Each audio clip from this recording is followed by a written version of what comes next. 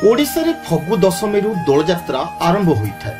यह गुरुत्व वैष्णव धर्म परंपरार प्रचार और प्रसार सहित अंगांगी भावे जड़ित। तेबे यह मुख्यतः ग्राम ग्राम मध्य व्यक्ति व्यक्ति मध्य एक स्नेह सद्भाव और पारंपरिक सौहार्दर परिचायक पर्व भाव पालित होता है।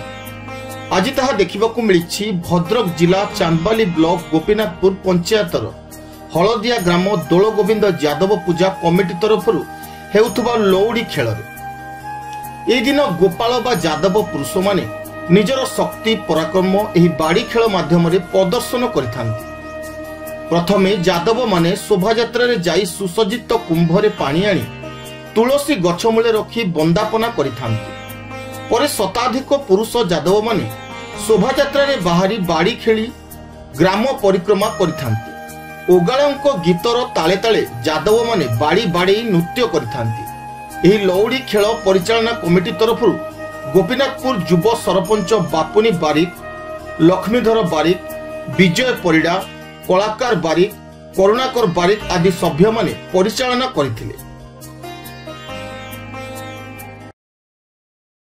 बापुन बारिक सरपंच गोपीनाथपुर ग्राम पंचायत आज यादव मानकर एक श्रेष्ठ पर्व जहाँकि यही दिन में प्रत्येक वर्ष दीर्घ वर्ष धरी जो भाव में आमर यादव भाई माने आम गाँव हलदिया ग्रामर प्रत्येक थर लौड़ी खेल परिदर्शन माने देखाती लोक मानू जहाँफल लोक मैंने बहुत आनंदित होती एवं उपभोग करती। से अवसर में मु कहबी तो दीर्घ माने 5 दिन धरी आम गोटे कार्यक्रम चले।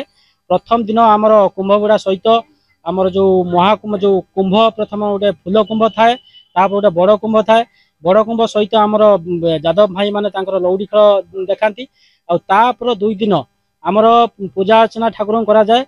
आ लास्ट 3 दिन धरी साधारणतः आमर जो सांस्कृतिक कार्यक्रम अच्छी सेटा आमर विभिन्न प्रकार पिला अच्छी से सांस्कृतिक कार्यक्रम देखाती। हलदिया मु लक्ष्मीधर बारिक हलदिया ग्राम यादव संगठन मुझे प्रेसिडेंट। आज हूँ आम यादव भाई मानकर गोटे बड़ बड़ पर्व जो थे कि भगवान श्री कृष्णकर आज आम पूजा अर्चना करा दीर्घ पुरातन एटा आम पाली आसुचु। सकाळ बेली आमर फूल कुंभ जाए जोटा कि लेडीज माने नहीं थांती। तापरे फूल कुंभ पर आमर बड़ कुंभ जोटा कि भगवान श्री कृष्णकर जो आम पूजा करुचु से कुंभ आमर बाहरी थाए।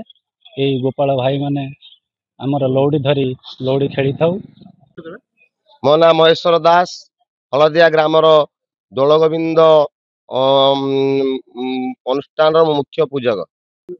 आमर आज अधिवास दिवस कलश यात्रा एवं आमर संध्या समय पूजा ठाकुरंकर चक्षुदान हेब एवं जीवन्यास करा जिवो। पंचोपचार षोडशोपचार पूजन करा जिवो।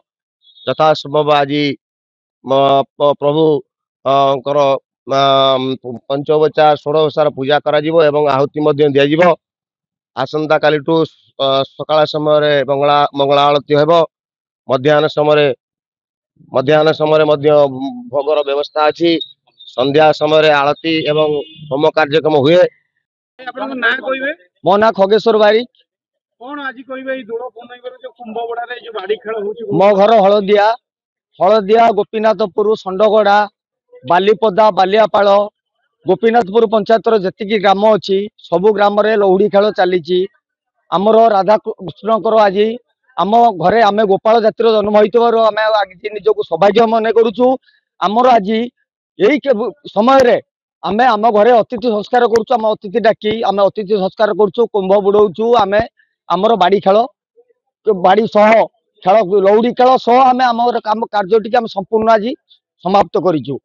भद्रक जिलार सुब्रजित पाल को report the Republic Odisha 24 news.